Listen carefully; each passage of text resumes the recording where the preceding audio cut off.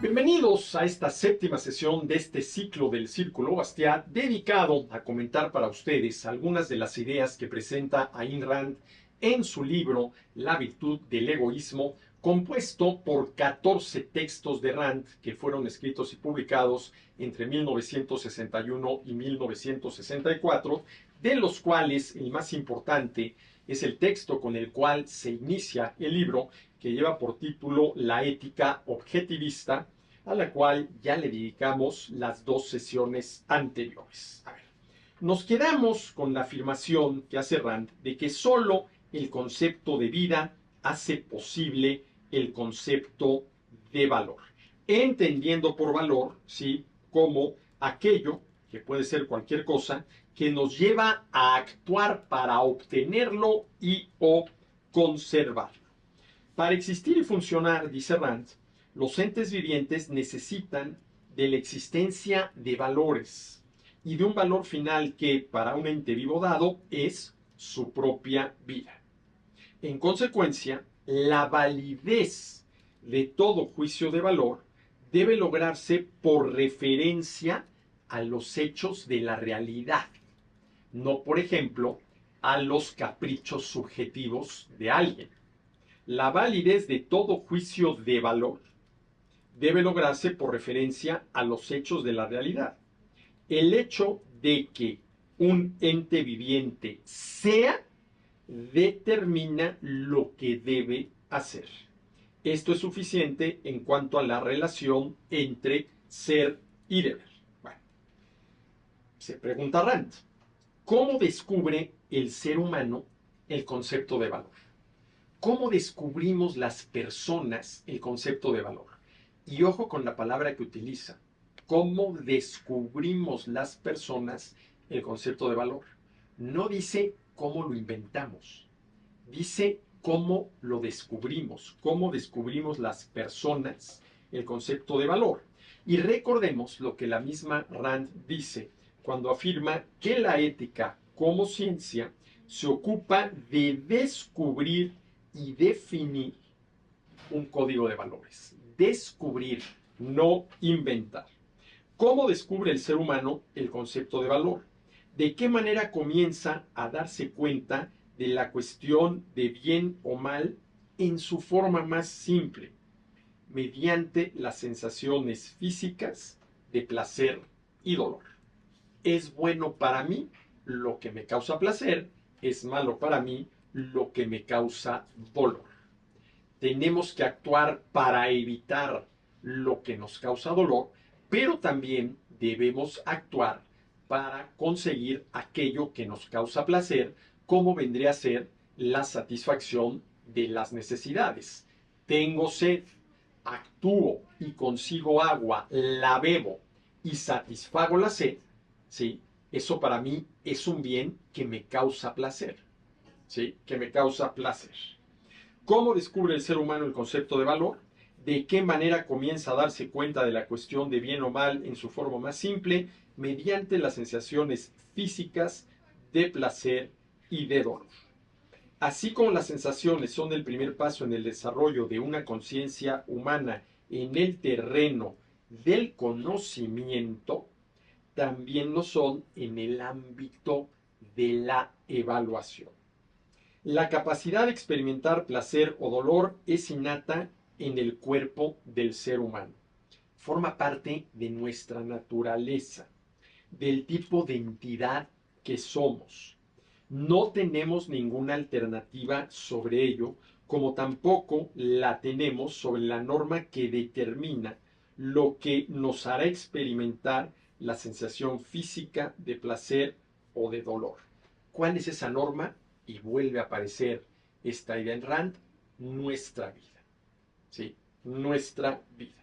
El mecanismo de placer-dolor, ¿sí?, sirve como un protector automático de la vida del organismo.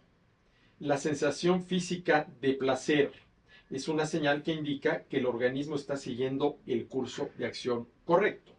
Y la sensación física de dolor es una señal de peligro.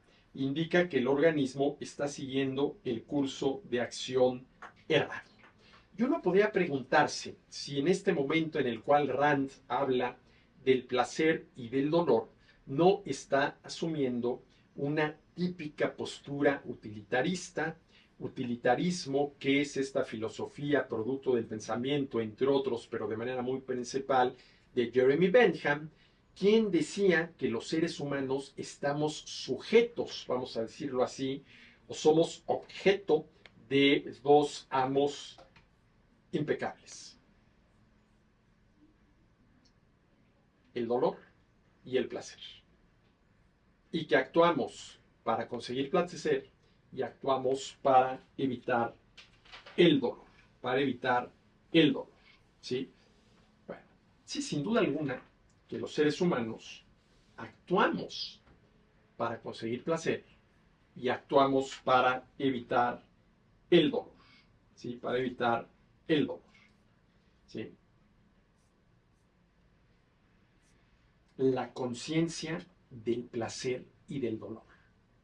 Y por lo tanto también la conciencia del bien y del mal. Es bueno lo que nos causa placer y es malo lo que nos causa dolor, ¿sí? Y esta conciencia, para aquellos organismos vivientes que la poseen, es el medio básico de supervivencia.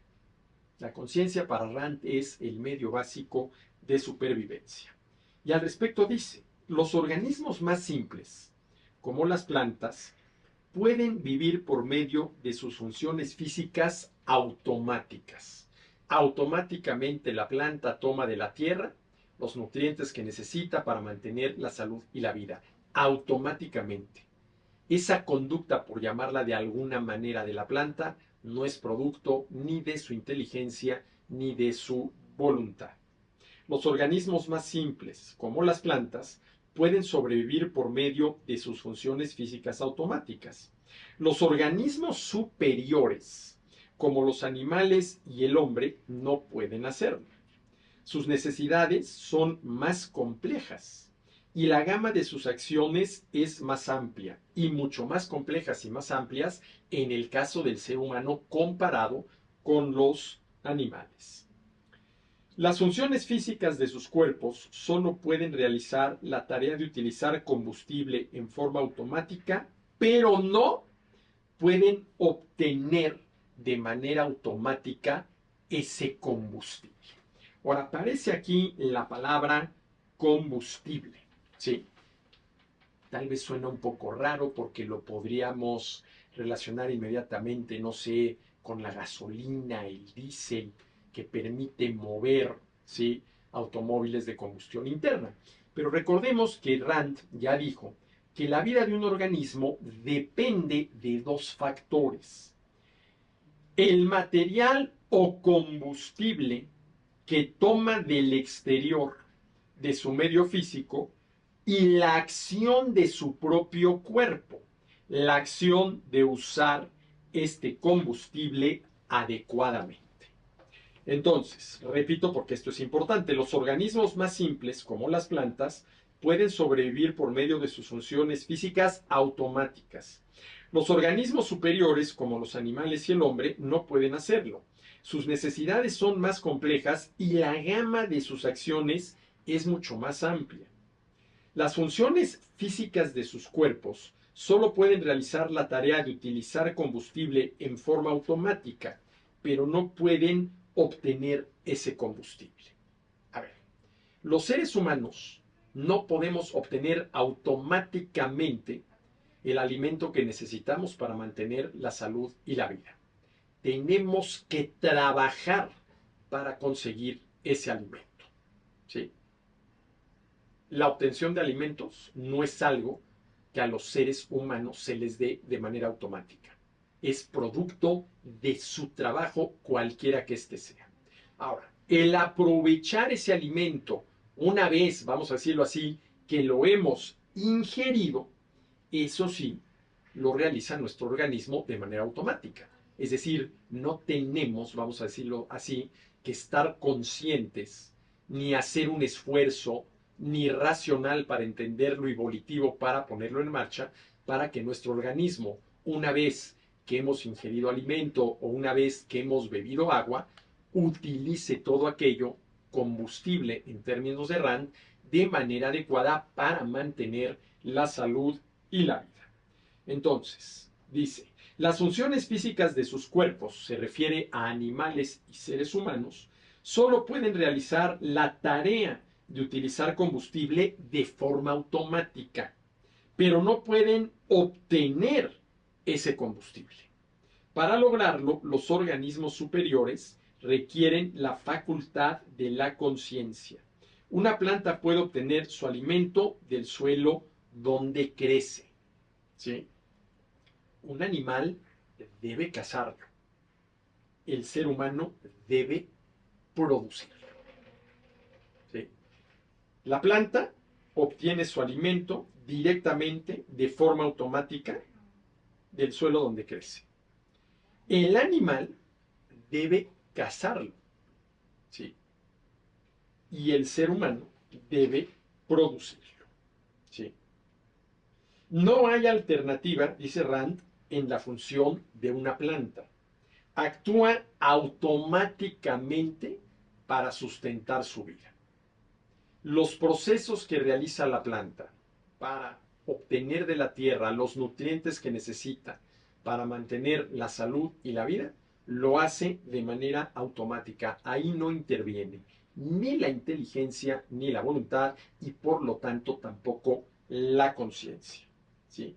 Y esto quiere decir algo muy importante, que la planta no puede actuar en favor de su propia destrucción. Por más que en un entorno adverso de escasez pueda destruirla. ¿Sí? Pero la planta por sí misma no puede actuar en forma de su propia destrucción. No puede decir, dejo de alimentarme y me pongo en huelga de hambre para lograr un determinado objetivo. No lo puede hacer. Ahora, esa planta puede estar, por ejemplo, en condiciones en las cuales la tierra ya no sea capaz de alimentarla adecuadamente. Pero no es porque la planta esté actuando en contra de su vida y por lo tanto a favor de su propia destrucción. Es porque las condiciones que necesita para mantener la salud y la vida no están dadas porque, vamos a suponer, la Tierra ya no es capaz, y ahí tenemos que preguntarle a los biólogos por qué podría darse esta situación, de alimentar correctamente a la planta. No hay alternativa en la función de una planta. Actúa automáticamente para sustentar su vida. Y dado que actúa automáticamente para sustentar su vida, no puede actuar en favor de su propia destrucción. La gama de acciones requeridas para la supervivencia de los organismos superiores, animales y seres humanos, es mayor. Es proporcional al rango de su conciencia. Las especies conscientes inferiores poseen solamente la facultad de sensación, que vendría a ser el caso de los animales. Lo cual, dice Rand, es suficiente para dirigir sus acciones y cubrir sus necesidades. Un organismo que solo posee la facultad de sentir se guía por el mecanismo del placer y dolor de su cuerpo, es decir, a través de un conocimiento automático y un código de valores también automático. Su vida es el patrón de valores que dirige sus acciones, su conducta, dentro de la gama de acciones que le son posibles. Actúa automáticamente para sustentar su vida y no puede actuar a favor de su propia destrucción. Un animal no puede actuar a favor de su propia destrucción. Lo que sí puede suceder es que se encuentre en una condición en la cual su entorno no es capaz de proveerlo de los satisfactores que necesita para mantener la salud y la vida. Pero un animal no puede actuar en contra de su vida y a favor de su propia destrucción.